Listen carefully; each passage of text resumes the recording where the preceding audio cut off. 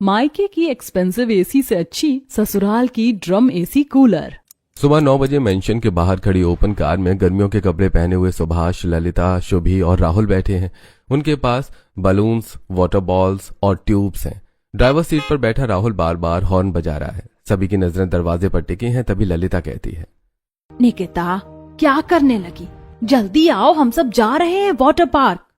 काफी देर तक इंतजार के बाद भी जब ललिता बाहर नहीं आती तो ललिता झुंझलाकर कार से बाहर निकलकर मेंशन के अंदर जाती है। मेंशन के अंदर जाती उसकी झुंझलाहट गुस्से में बदल जाती है क्योंकि मेंशन के हॉल का एसी हाईएस्ट कूलिंग पर चालू था। ललिता एसी का रिमोट उठाकर एसी ऑफ करती है और कहती है, ये काम निकिता का है, उसे ही हद से ज्यादा गर्मी लगती है।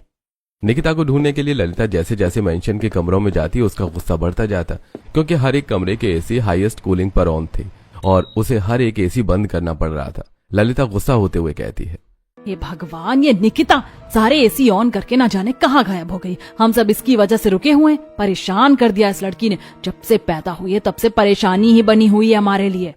दोनों फ्लोर के हर एक कमरे के एसी बंद करके ललिता छत पर जाती है। वहां से वो मेंशन के सामने वाले छोटे से घर की तरफ देखती है। घर के खुले दरवाजे से उसे रानू के पास फर्श पर बैठी निकिता दिखती है। ओ निकिता!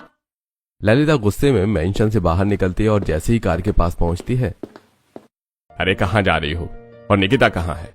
निकिता वही है जहाँ अक्सर होती है और मैं उसे लेने जा रही हूँ। ऐसा कहकर ललिता तेज कदमों से रानू के घर पहुंच जाती है। रानू का घर छोटा सा 2 कमरों वाला टीन की छत वाला गरीब खाना है जिसमें रानू अपने परिवार के साथ रहती है। रानू के घर में गर्मी से बचने के लिए सिर्फ एक पुराना टेबल फैन है। ललिता रानू के घर पहुंचकर देखती है कि फर्श पर बैठी निकिता कुल्फी खा रही है और उसके बगल से रानू बैठी है। ये देखकर ललिता गुस्से में कहती है, घर में इतने एक्सपेंसिव एसी हैं और तू यहाँ आकर इस पुराने पंखे की हवा में बैठी है। कॉलोनी में इतने सारे अमीर घर हैं और तुझे आने के लिए यही गरीब घर मिलता है। बहन जी, बच्ची को डांट क्यों रही है? ये बच्ची नहीं है, बड़ी हो चुकी है। और हाँ, मुझसे रिश्ता जोड़ने की जरूरत नहीं है। मैं तुम जैसे गरीबों के लिए सिर्फ मिसेस ललिता हूँ।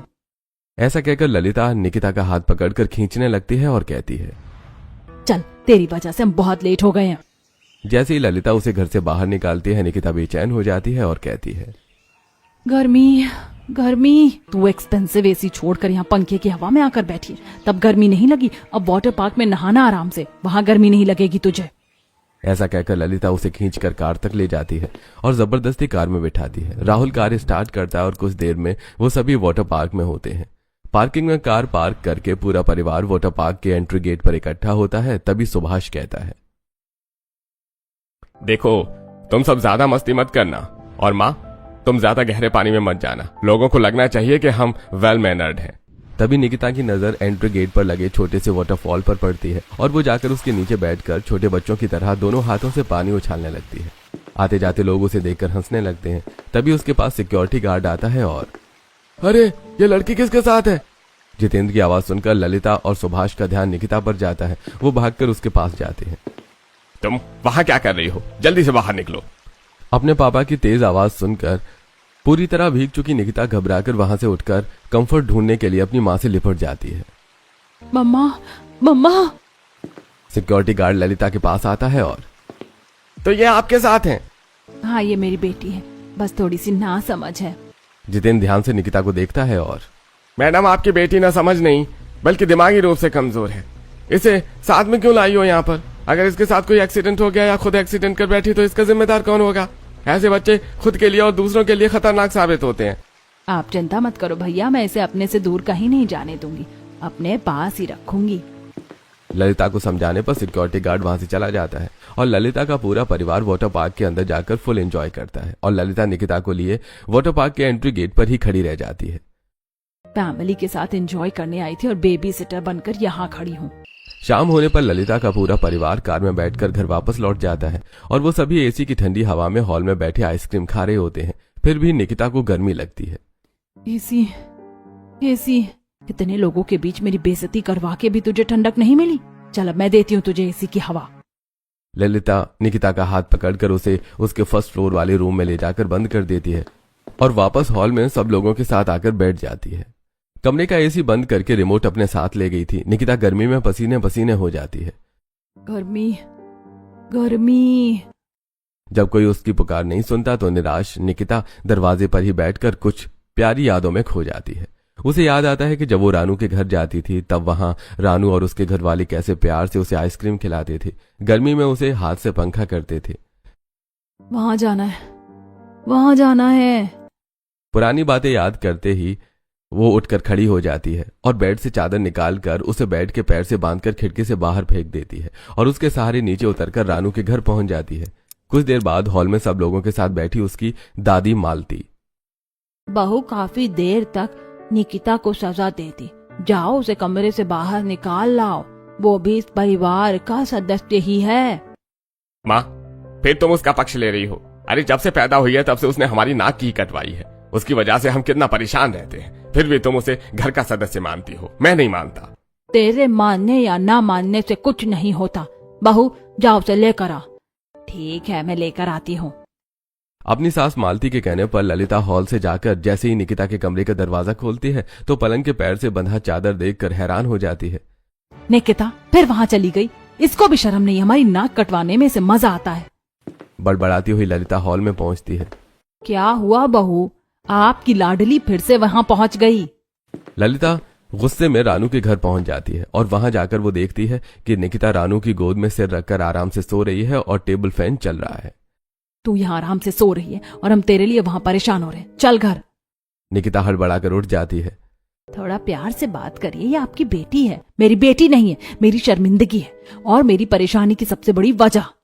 ऐसा कहकर ललिता निकिता का हाथ पकड़कर उसे उठाती है और जैसे ही रानू के घर से बाहर निकलती है जानकी उसे देखकर उसके पास आती है और जोर से हंसती है। क्या हुआ, हंस क्यों रही हो? यही सोच सोच कर हंस रही हूँ कि इतने बड़े घर में इतने सारे एक्सपेंसिव एसी लगे हैं, फिर भी इस गर्मी में तुम्हारी बेटी को न जाने गरीब के घर के पंखे में क्या मजा आता होगा।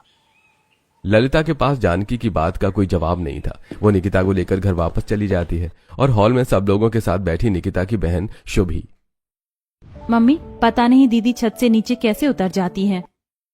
मैं भी यही सोच रहा हूँ, चाहे जो कुछ भी कर लो दीदी अक्सर उसी घर में मिलती हैं। न जाने उस गरीब घर में इसे क्या मिलता है जो हमारे यहाँ नहीं है। हाँ, हमारे घर में इतने सारे एक्सपेंसिव एसी लगे हैं, ठंडक है, गर्मी का एहसास नहीं होता, फिर भी निकिता वहां क्यों जाती है? वहां तो कूलर भी नहीं है।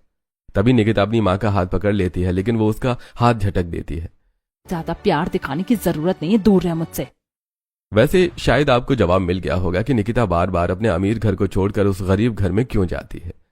अगर इसे गर्मी पसंद है ना तो मैं भी इसे गर्मी में ही रखूंगी। इस गर्मी में एक भी एसी इसके लिए चालू नहीं होगा। सब लोगों को यह दिख रहा था कि निकिता घर के एक्सपेंसिव एसी की ठंडक छोड़कर उस गरीब घर में जाती है, लेकिन कोई ये नहीं देख रहा था कि उनकी तेज आवाज से निकिता कितना परेशान हो रही है। वो अपने कानों को दोनों हाथ से ढके घबराई हुई सहमी हुई खड़ी है। चुप चुप हो जाओ, शोर मत करो। घबराई हुई निकिता अपने कमरे में जाकर दरवाजा बंद कर लेती है। उस दिन के बाद निकिता जब भी एसी ऑन करती तो उसके परिवार वाले एसी ऑन देखते तो बंद कर देते। सबको एसी बंद करना तो याद रहता था, लेकिन उसने खाना खाया, पानी पिया या नहीं, ये कोई याद नहीं रखता था। अपने कमरे में भूखी प्यासी निकिता खिड़की से जब भी रानू, उसकी बेटी बिट्टू या उसके बेटे अंकित को देखती तो यादों में खो जाती। उसे याद आता कि जब वो उनके घर जाती थी तो कैसे वो लोग से कुछ खाने और पीने को देते थे और प्यार करते थे। मुझे जाना है, भूख लगी है, पानी पानी पीना है, गर्मी। उस दिन के बाद से निकिता की मम्मी उसे कमरे में ही सुबह का नाश्ता, दोपहर का लंच और रात का डिनर देती और फिर कमरे का दरवाजा बंद कर देती। एक दोपहर वो लंच देने के बाद बाहर से दरवाजा बंद करना भूल जाती हैं और फिर शाम के 7 बजे निकिता तेज म्यूजिक से परेशान होती है और दोनों कानों में हाथ रखकर बंद करो, बंद करो। उसकी सुनने वाला कौन था? वहां घबराई निकिता दरवाजा खोलने की कोशिश करती है और दरवाजा खुल जाता है। बहुत दिनों बाद एसी की ठंडक महसूस करके उसे ठंड लगने लगती है। निकिता एक एक करके सभी एसी स्विच ऑफ कर देती है। हॉल में शुभी के बर्थडे में इनवाइट किए गए मेहमान, दोस्त और रिश्तेदार कुछ ही देर में गर्मी से परेशान होने लगते हैं। इतने सारे एक्सपेंसिव एसी लगे फिर भी गर्मी लग रही है। मैं अभी चेक करता हूँ क्या परेशानी है, आप लोग परेशान मत होइए। तभी सुभाष देखता है कि घबराई हुई निकिता हॉल के स्विच बोर्ड में लगा हर एक प्लग एक एक करके बाहर निकाल रही है और स्पीकर का प्लग भी निकाल देती है। माहौल एकदम शांत हो जाता है। अरे अब ये किसने कर दिया? सुभाष निकिता के पास जाकर उसे रोक पाता है, उससे पहले ही उसकी नजर टेबल पर रखे 3 लेयर्ड केक पर पड़ती है। भूख से बेहाल निकिता छोटे बच्चे की तरह बेफिक्री से दोनों हाथों से केक खाने लगती है। Yummy, yummy. सब लोग देखते हैं और हैरान हो जाते हैं। अरे ये कौन है? इसे देखकर ऐसा लगता है जैसे महीनों से भूखी है और इसे सोशल गैदरिंग का मतलब ही नहीं पता। अरे इसके बारे में ऐसा मत बोलो, ये सुभाष जी की बेटी है। शुभी ने कभी बताया नहीं कि उसकी एक पागल बहन भी है। ये लोग इसे सबसे छुपा कर रखते हैं, शायद आज भी कमरे में बंद करके रखा होगा, फिर न जाने बाहर कैसे आ गई। उन पर हंसते हुए वहां से सारे मेहमान चले जाते हैं। जानकी के अलावा उनके जाने के बाद हॉल में निकिता के घर वाले ही बचते हैं, जिनके अंदर निकिता के लिए सिर्फ गुस्सा ही था। भगवान ने आपको इतनी सारी दौलत दी है, लेकिन आपके साथ बहुत गलत किया जो आपको एक बेवकूफ बेटी भी दे दी। जानकी की बात सुनकर सब निराश और दुखी हो जाते हैं, लेकिन निकिता तालियां बजाती है। अब निकिता को भी गर्मी का एहसास होने लगता है। गर्मी, गर्मी। अब तो मैं तेरे लिए कभी एसी नहीं चालू करूंगी। तूने हमारी बहुत बेइज्जती करवा ली। अब मैं तुझे इस घर में बिल्कुल भी नहीं रख सकती। तुझे पागल खाने छोड़ाऊंगी। अरे रहने दे, इतना गुस्सा मत कर। जैसी भी है ये हमारा ही खून है, और तूने ऐसा किया तो लोग क्या कहेंगे? लोगों के कहने के लिए अब बचा ही क्या है। सोचा था कि दीदी कमरे में है तो मैं अच्छे से अपना बर्थडे सेलिब्रेट करूंगी, लेकिन पता नहीं कैसे दीदी फिर भी कमरे से बाहर आ गई और मैं स्पेशल डे स्पॉइल कर दिया। रोती हुई शुभी अपने कमरे में चली जाती है। सब उसके पीछे जाते हैं और इधर निकिता भी घर से बाहर निकल जाती है। सुभाष उसे देखता है और ललिता, उसे पकड़ो। नहीं, जाने दो उसको वही घर प्यारा है, तो अब उसे वहीं रहने दो। घबराई हुई निकिता रानू के घर पहुंचती है। उस समय रानू का पूरा परिवार हॉल में डिनर कर रहा था। जैसे ही वो रानू को देखती है वो उसे गले से लगा लेती है। क्या हुआ निकिता, किसने डांटा? मम्मा डांटा। रानू उसकी आधी अधूरी बात पूरी समझ जाती है। इतनी प्यारी बच्ची है, थोड़ी ना समझ है, लेकिन वो लोग तो समझदार हैं, फिर भी इसके साथ ऐसा व्यवहार करते हैं। तभी बिट्टू उसके पास आती है और कोई बात नहीं मम्मी, हम है ना, हम तो समझते हैं, इसीलिए तो ये हमारे पास खींची चली आती हैं। निकिता उस रात रानू के घर में रुकती है। वहीं खाना खाकर वही सोती है और अगले दिन की सुबह वो खोई खोई रहती है। फर्श पर बैठी निकिता को खुश करने के लिए अंकित उसे चॉकलेट देता है और चलो निकिता, पार्क घूम कर आते हैं। नहीं, पार्क नहीं, वहाँ शोर होता है। अंकित निकिता का हाथ पकड़ता है और अरे मैं हूं ना, घबराओ मत, कुछ नहीं होगा।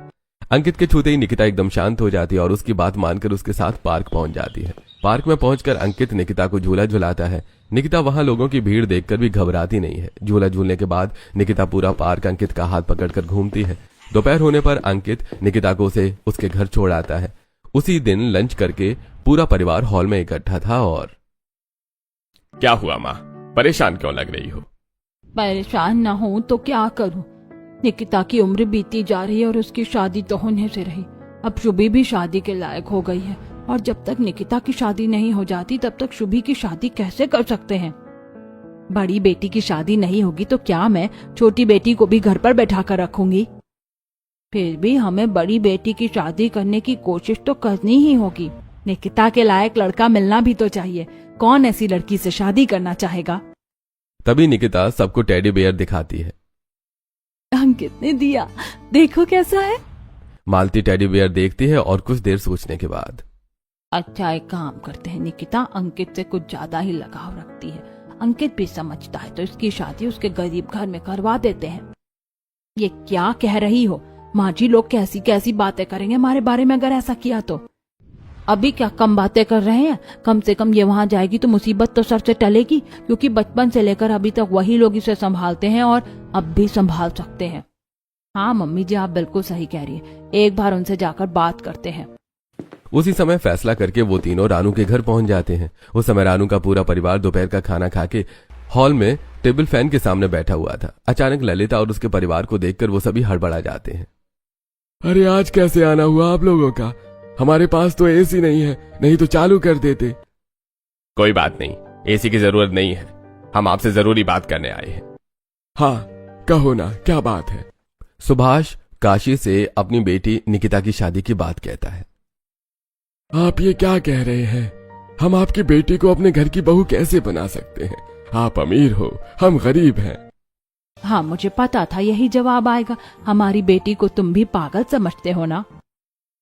ऐसी बात नहीं है, आप अमीर हो हम गरीब हैं, ये बेमेल रिश्ते हुए तो लोग क्या कहेंगे। लोगों की कोई फिक्र नहीं है, आप बताओ आप क्या चाहते हो। हमारे यहाँ तो एसी भी नहीं है, आपकी बेटी गर्मी में कैसे रहेगी। एसी भले नहीं है लेकिन हमारी बेटी को कंफर्ट यही मिलता है। पास बैठा अंकित बड़े ध्यान से उन सभी की बातें सुन रहा था और आखिर में, ठीक है, अगर आप यही चाहते हैं तो मैं शादी करने को तैयार हूं।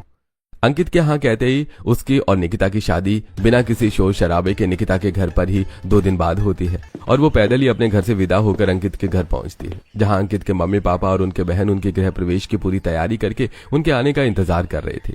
लाल जोड़े में सजी खुश निकिता जोरदार कलश में लात मारती है। कलश जाकर उसके ससुर के सिर में लगता है।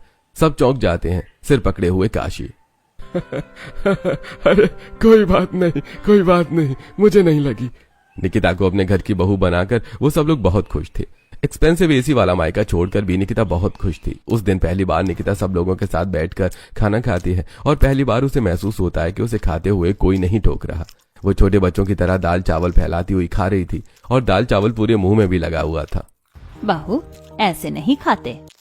रानू अपने पल्लू से निकिता का मुंह पोंछती है और अपने हाथ से निवाला बनाकर उसे दिखाती है। देखो, ऐसे निवाला उठाते हैं और ऐसे खाते हैं। रानू के समझाने के बाद निकिता अपने तरीके से निवाला बनाकर खाती है। वो एक हाथ से चम्मच पकड़ती है और दूसरे से निवाला उसमें रखकर खाती है। ऐसे? हाँ ऐसे। अब से मैं ऐसे ही खाऊंगी। खाना खाते खाते उसे गर्मी लगती है। गर्मी, ऐसी गर्मी। वो सभी टेबल फैन की तरफ देखते हैं और हमने अमीर बेटी को बहू तो बना लिया, लेकिन अब इस गरीबी में उसे एसी कहाँ से ला कर देंगे। इतनी गर्मी में बेचारी परेशान हो रही है। जिस समय रानू ये सोचकर परेशान थी कि वो निकिता के लिए एसी कहाँ से लाए, उस समय निकिता के मायके वाले हॉल में एक्सपेंसिव एसी की हवा में हॉल में बैठे हुए। मम्मी, मैं अपने फ्रेंड्स को दीदी की वजह से घर पर नहीं ला पाती थी। मुझे डर लगा रहता था कि वो पता नहीं कब क्या कर दे। याद है पिछली बार दीदी की वजह से सारे एसी शॉर्ट सर्किट हो गए थे और फिर गर्मी में हमें कितना परेशान होना पड़ा था। तब घर पर हमारी ग्रेजुएशन पार्टी थी। हाँ सब याद है, इसीलिए तो हम उसे एसी से दूर ही रखते थे। चलो अच्छा है, बला टली। अब ये एक्सपेंसिव एसी वाले मायके से उसका कोई लेना देना नहीं है। अब वो गरीब ससुराल ही उसका घर है। वो सभी अपने अपने कमरों में जाकर एक्सपेंसिव एसी की ठंडी हवा में बेफिक्र होकर सो जाते हैं और उधर खाना खाने के बाद पंखे की गर्म हवा में जमीन में लेटी निकिता को गर्मी न लगे इसलिए उसके सास उसके सिरहाने बैठे हाथ पंखे से हवा करती रहती है। तभी बाहर आंगन में चारपाई पर लेटा काशी उसे देखता है और अरे कहीं हमने गलती तो नहीं कर दी निकिता को अपने घर की बहू बनाकर। तुम ऐसी बातें क्यों कर रहे हो? हमने कोई गलत फैसला नहीं किया, सही फैसला किया। तुम सोचो कि अगर इसे अमीर मायके में सब कुछ मिल रहा होता तो ये हमारे यहाँ थोड़ी ना आती। ये ना समझ सिर्फ प्यार की भूखी है। हम भी इसे निराश नहीं करेंगे। इसके लिए चाहे हमें जो करना पड़े, प्यार में कमी नहीं होगी। रानू और काशी ने निकिता को पूरी तरह अपना लिया था। अगली सुबह पूरा परिवार हॉल में पंखे की हवा में बैठा चाय पी रहा था। तभी निकिता को पसीना आता है और एसी चालू कर दो ना। एसी कैसे चालू कर दें? बहू हमारे घर तो कूलर भी नहीं है। तभी उनके घर के पास एक लोडिंग रिक्शा आता है और उसमें लगे स्पीकर से ड्रम ले लो, ड्रम, गर्मी में पानी भरने के लिए ड्रम। अरे भैया हमको ड्रम की जरूरत नहीं है, जाओ यहाँ से। अंकित कुछ सोचता है और भैया रुको रुको रुको, हमें ड्रम की जरूरत है। अंकित भागकर लोडिंग रिक्शा के पास जाता है और एक नीला ड्रम उससे खरीद कर ले आता है। अरे बेटा, तुम इस ड्रम का करोगे क्या?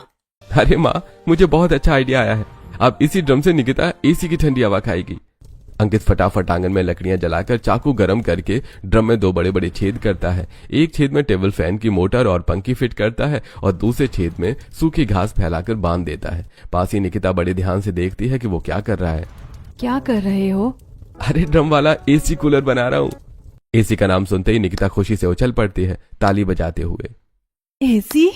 अपने बंगले की बालकनी में खड़ी कॉफी पी रही ललिता अंकित और निमित को देखती है और अरे ये क्या कर रहा है? कहीं मेरी पागल बेटी के साथ रहकर ये भी तो पागल नहीं हो गया? ड्रम एसी कूलर तैयार हो जाने के बाद अंकित भी ड्रम एसी कूलर लेकर हॉल में चला जाता है और उसमें पानी भरकर जैसे ही प्लग इन करके स्विच ऑन करता है, ड्रम एसी कूलर चल पड़ता है और उसकी ठंडी हवा जैसे ही निकिता के चेहरे पर पड़ती है वो खुशी से झूम उठती है और एसी, एसी, ठंडी हवा, एसी। खुले दरवाजे से बालकनी में खड़ी ललिता निकिता की खुशी देख रही थी और आंखों में आंसू आ जाते हैं। उसे पता ही नहीं चलता कि कब सुभाष वहां आकर उसके बगल से खड़ा होकर वो भी निकिता को देख रहा है। सुभाष ललिता के आंसू देखता है। क्या हुआ, तुम रो क्यों रही हो? मैं कहाँ रो रही हूँ। बोलती हुई ललिता जैसी सुभाष की आंखों में देखती है, उसे उसकी आंखों में भी नमी दिखाई देती है। और तुम्हारी आंखों में आंसू क्यों? पता नहीं। आपके समझ में आया कि जो माँ बाप हमेशा अपनी बेटी को दुत्कारते रहे, आज उसे खुश देखकर उनकी आंखें नम क्यों हैं? जो खुशी और कंफर्ट निकिता को मायके की एसी में नहीं मिला, वो अब ससुराल की एसी कूलर में मिल रहा था। उसी दिन के शाम निकिता के आंगन के पास मोहल्ले में छोटे बच्चे सोनू, मोनू, टोनी और रोनी बॉल से खेल रहे थे। निकिता भी उनके साथ खेलने पहुंच जाती है और फिर वही करती है जो ज्यादातर दबंग छोटे बच्चे करते हैं। निकिता उनसे बॉल छीनकर हॉल के अंदर जाकर अपनी सास के पीछे छुप जाती है। वो चारों बच्चे हॉल में आते हैं और देखो ना आंटी, दीदी ने हमारी बॉल छीन ली। रानू निकिता का हाथ पकड़कर पीठ के पीछे से उसे सामने लाती है और फिर बहु गंदी बात, किसी और की बॉल नहीं लेते, छोटे बच्चे को परेशान नहीं करते। उनकी बॉल वापस कर दो और उनके साथ मिलकर खेलो। मिलकर कैसे खेलते हैं? बिट्टू और अंकित उन बच्चों के साथ सितोलिया खेलकर निकिता को दिखाते हैं कि साथ में कैसे खेला जाता है। फिर निकिता भी उनके साथ खेलती है और बहुत खुश होती है। वाह दीदी, आप तो बहुत अच्छा खेलती हो, अब हम आपके साथ ही खेलेंगे। मैं तुम्हारे साथ खेलूंगी, तुम भी बहुत अच्छे हो। मायके से बाहर निकलते ही निकिता के दबे इमोशन बाहर आने लगते हैं। कुछ दिन ऐसे ही बीतते हैं। फिर एक रात लिविंग रूम में एक्सपेंसिव एसी की ठंडी हवा में ललिता और सुभाष बैठे नोबल पढ़ रहे हैं। तभी ललिता को बेचैनी होने लगती है। क्या हुआ, तुम बेचैन क्यों हो रही हो? एसी तो चालू है। हाँ, एसी तो चालू है, पता नहीं फिर भी क्यों बेचैनी है मन में। और इधर निकिता ड्रम एसी कूलर में खुश है, क्योंकि उसके ससुराल में भले ही एक्सपेंसिव एसी नहीं है, लेकिन अपनों के बीच उसे प्यार और अपनापन मिला जो उसे उसके मायके में नहीं मिला था। फिर एक दिन जब अंकित और काशी काम पर गए हुए थे, तब हॉल में खड़ी रानू और बिट्टू निकिता से, तुम कहीं मत जाना, हम अभी आते हैं बाजार से। ड्रम एसी कूलर चालू है, तुम्हें गर्मी नहीं लगेगी। नहीं, मुझे भी चलना है। अरे यहाँ एसी है, वहाँ तुम्हें गर्मी लगेगी। नहीं, एसी नहीं, मुझे साथ चलना है। निकिता की जिद के आगे हार कर रानू उसे भी अपने साथ बाजार ले जाती है। घर से बाहर निकलते ही निकिता आजाद पक्षी की तरह इधर उधर टहलने भागने लगती है। सड़क से गुजरती गाड़ियां देखकर रानू उसके पास जाती है और अरे कैसे भाग रही हो, एक्सीडेंट हो जाएगा, चलो मेरा हाथ पकड़ो। रानू उसका हाथ पकड़कर पूरा बाजार घुमाती है, उसे कॉटन कैंडी और हैट खरीद कर देती है और अपना जरूरी सामान खरीद कर घर वापसी में भी उसका हाथ पकड़े हुए होती है। गर्मी है, मैंने कहा था मेरे साथ मत चलो, तुम्हें वहाँ गर्मी लगेगी, लेकिन तुमने मेरी बात ही नहीं सुनी। सामान की थैली रानू बिट्टू को देकर अपने पल्लू से निकिता को हवा करती हुई घर की तरफ आने लगती है। अब ठंडा लग रहा है, अब अच्छा लग रहा है। वो तीनों जब अपने घर के पास पहुंचती हैं, तो अपने बंगले की बालकनी में स्टाइलिश साड़ी और ज्वेलरी पहने खड़ी ललिता रानू को निकिता के मुंह पर अपने पल्लू से हवा करते हुए देखती है। निकिता से ये लोग परेशान कैसे नहीं हुए। तभी स्टाइलिश ब्लेजर पहने सुभाष उसके पास आता है और हम सब तुम्हारा हॉल में इंतजार कर रहे हैं, तुम यहाँ पे खड़ी हुई हो। बस बेचैनी सी हो रही है तो फ्रेश एयर में आ गई। हॉल में इतने एक्सपेंसिव एसी चालू है, फिर भी तुम्हें बेचैनी हो रही है। चलो, रिंग सेरेमनी के वक्त हो गया है, सब लोग तुम्हारा ही इंतजार कर रहे हैं। सुभाष ललिता को लेकर हॉल में पहुंच जाता है, जहां उसकी बेटी शुभी की रिंग सेरेमनी चल रही है। रिंग सेरेमनी में शुभी और उसके फियांसे रणवीर का पूरा परिवार स्टाइलिश कपड़ों में शामिल है। मेहमान भी हैं, वहां तक कि निकिता का इलाज करने वाले डॉक्टर गगन भी है। बस नहीं है तो निकिता के ससुराल का एक भी व्यक्ति। शुभी और रणवीर जैसे एक दूसरे को रिंग पहनाते हैं, पूरा हॉल तालियों की गड़गड़ाहट से गूंज उठता है और सभी मेहमान फूड स्टॉल्स पे जाकर खाना खाने लगते हैं। लेकिन डॉक्टर गगन की नजरें किसी को ढूंढ रही थी। तभी सुभाष उनके पास आता है और क्या हुआ डॉक्टर साहब, आप कैसे ढूंढ रही हैं? बस आपकी बेटी को देख रहा हूँ, कहीं दिखाई नहीं दे रही है। उसकी शादी हो गई है, वो अब अपने ससुराल में है। अरे वाह, ये तो आपने बहुत अच्छी खबर सुनाई। चलो, कम से कम उसे समझने वाला परिवार तो मिला। मुझे तो डर था कि ऑटिज्म की वजह से उसकी शादी होगी ही नहीं, लेकिन अच्छा है उसे किसी ने अपने घर की बहू तो बनाया। लेकिन वो अपनी बहन की एंगेजमेंट में नहीं आई, उसके ससुराल वालों ने नहीं भेजा होगा। ऐसे लोगों को स्पेशल केयर की जरूरत होती है ना।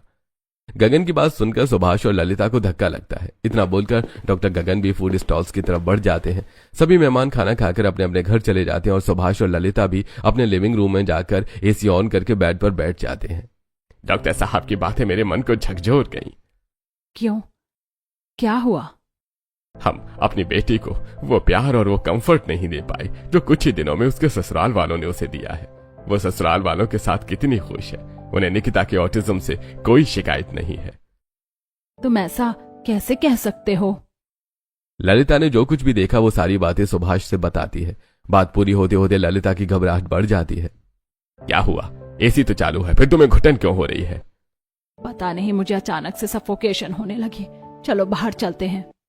रात 9 बजे वो दोनों बालकनी में जाते हैं। वहां से वो निकिता के ससुराल के खुले दरवाजों से देखते हैं। रानू बैठी है, तभी निकिता उसके पास आती है और उसकी गोद में सिर रखकर लेट जाती है। उस समय डिनर करके निकिता का परिवार बाजार से लाया सामान देख रहा था। निकिता साबुन देखती है और वाह, बहुत अच्छा, मुझे पसंद है। तुम्हारी पसंद का ही तो है, अच्छा क्यों नहीं होगा?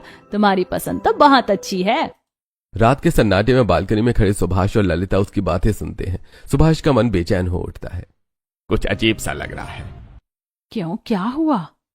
आज तक हम अपनी बेटी को समझ नहीं पाए, लेकिन ये लोग कैसे समझ रहे हैं। आज तक हमारी बेटी हमारे साथ इतनी खुश बिल्कुल भी नहीं रही। हाँ, मैं भी यही सोच रही हूँ। तभी सुभाष के चेहरे पर स्माइल आती है। क्या हुआ, तुम मुस्कुरा क्यों रहे हो? सुभाष खिड़की से दिख रहे ड्रम एसी कूलर की तरफ इशारा करता है और वो देखो, हमारी बेटी के लिए उन्होंने क्या बनाया है, ड्रम वाला एसी कूलर। और सिर्फ उसी में हमारी बेटी खुश है।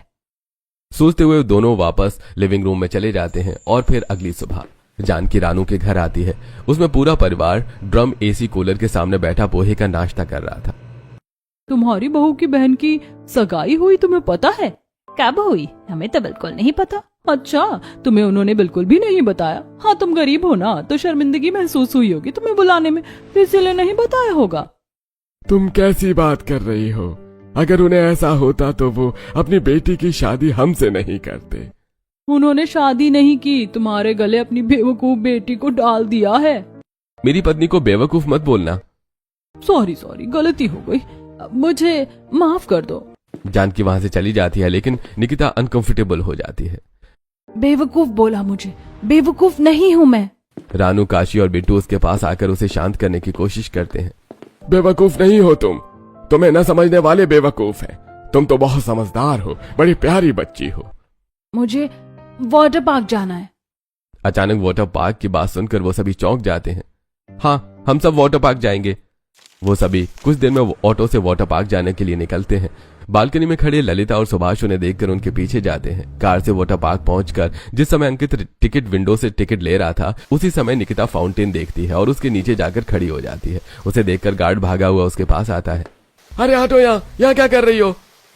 बिट्टू उसके पास आती है और तुम ये कैसे बातें कर रहे हो मेरी भाभी से? अरे ये नहाने की जगह नहीं है। तब तक बिट्टू का पूरा परिवार वहां आ चुका था। हम यहीं नहाएंगे। पूरा परिवार बिना किसी की परवाह किए वहीं नहाने लगता है, मस्ती करने लगता है। निकिता बहुत खुश हो जाती है। सुभाष और ललिता उन्हें दूर खड़े देख रहे होते हैं। तभी नीलेश वहां आता है और सबको देखकर, अरे इन पागलों को यहाँ किसने आने दिया? ये पागलों की जगह नहीं है। वो नीलेश की बात को ऐसे नजरअंदाज करते हैं जैसे वो वहां है ही नहीं। उसका ध्यान सिर्फ निकिता पर था। उनका व्यवहार देखकर ललिता और सुभाष घर वापस लौट आते हैं और हॉल में मालती के पास आकर बैठ जाते हैं। तुम उदास क्यों हो बेटा? वो दोनों उससे पूरी बात बताते हैं। लगता है कि हमसे बहुत बड़ी गलती हो गई निकिता को समझने में। जो हम समझ नहीं पाए वो लोग समझ गए। निकिता में कमियां थी, फिर भी हमने उसे अपने हिसाब से जीने के लिए मजबूर किया, लेकिन उन लोगों ने उसे वैसे ही अपनाया, उसकी कमियों के साथ। हाँ माँ, सही कह रही हो, मुझे भी ऐसा ही लग रहा है। अब जब तुम्हें अपनी गलती का एहसास हो गया है तो उसे भी बता दो। शाम को जब निकिता को साथ लेकर उसके ससुराल वाले वाटर पार्क से घर वापस आते हैं तो ललिता का पूरा परिवार उनके घर पहुंच जाता है। अरे आप इतनी गर्मी में क्यों आ गए? हमें बुला लेते, हम आ जाते। आप कभी एसी की ठंडक से बाहर नहीं निकले, और गरीब खाने में सिर्फ एक ही कूलर है, वो भी हमारे बेटे ने जुगाड़ करके बनाया है। हम पहले से ही अपनी गलती की वजह से बहुत शर्मिंदा है, हमें और शर्मिंदा मत कीजिए। सुभाष और ललिता निकिता के पास जाते हैं और उसे गले से लगा लेते हैं। निकिता, हमें माफ कर दो। तुम्हें हमने हमेशा अपनी तरह जीने के लिए मजबूर किया। हमारे घर में भले ही एक्सपेंसिव एसी थे, लेकिन तुम्हें ठंडक वहाँ कभी नहीं मिली। तुम्हें यहाँ ड्रम एसी कूलर वाले ससुराल में ठंडक मिली क्योंकि यहाँ तुम्हें समझने वाले लोग हैं। उन दोनों के आंसू अब सब गिले शिकवे दूर कर गए, क्योंकि वो समझ गए थे कि एसी चाहे जितने एक्सपेंसिव हो लेकिन ठंडक प्यार और अपनेपन से ही मिलती है।